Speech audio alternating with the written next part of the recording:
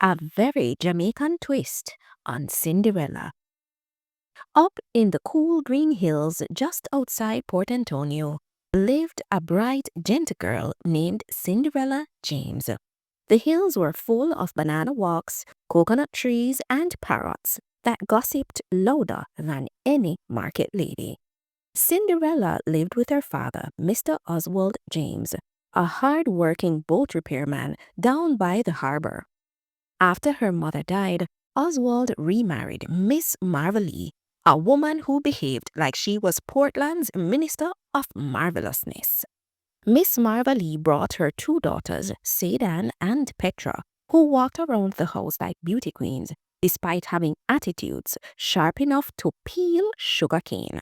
To them, Cinderella wasn't family. She was the fetch this, bring that, and move out of my way girl.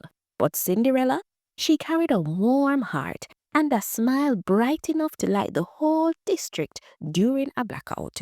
One breezy Monday, a taximan driving up the hill shouted the news. Portland Cultural Gala this Saturday. Big things are going in a town. The event was massive. Dancing, drumming, local craft, and the arrival of Ambassador Kymani Reed, who was choosing a youth cultural representative. Sade-Ann squealed, "Mommy, Ambassador Kymani often noticed me." Petra nearly fainted from excitement. "That spot is mine. I'm practicing my pageant walk."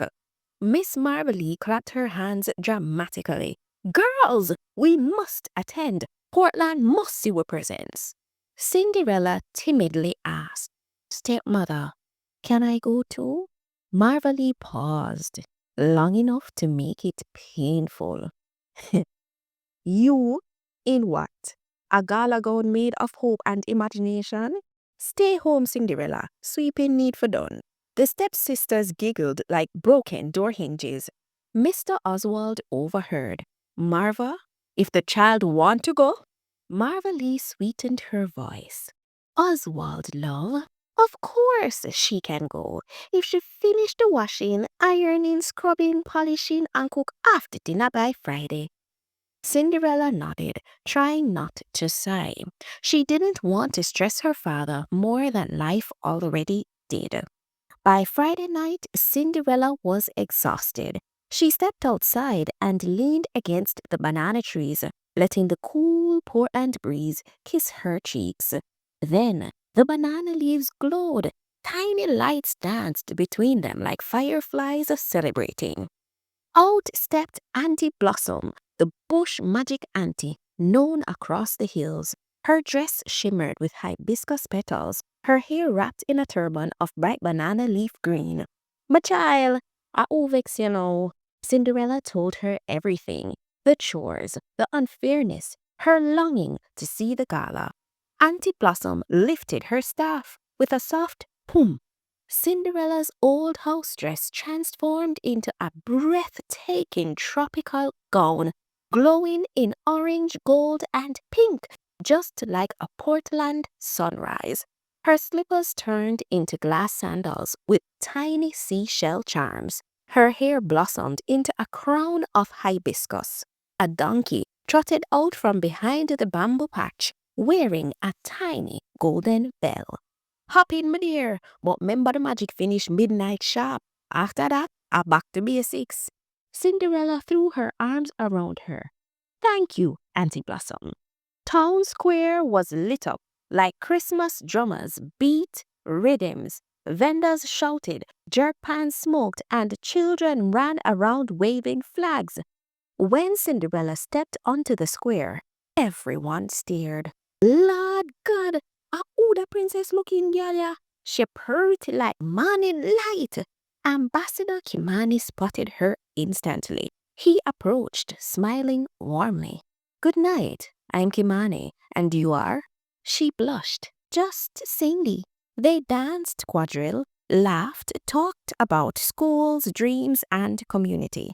Sade-Ann and Petra almost melted from jealousy. But before Cinderella could reveal where she lived, dong, dong, dong, midnight, she gasped and bolted. Her glass sandals slipped off on the cobblestone street as she disappeared into the Portland night. Kymani picked it up gently. Next morning, Ambassador Kymani and his team searched every household from Brown Brook to Norwich. At Cinderella's home, Marva-Lee shoved her daughters forward, said and forced her foot until her shoes declared a union strike. Petra squeezed hers until she nearly toppled over, but the sandal refused.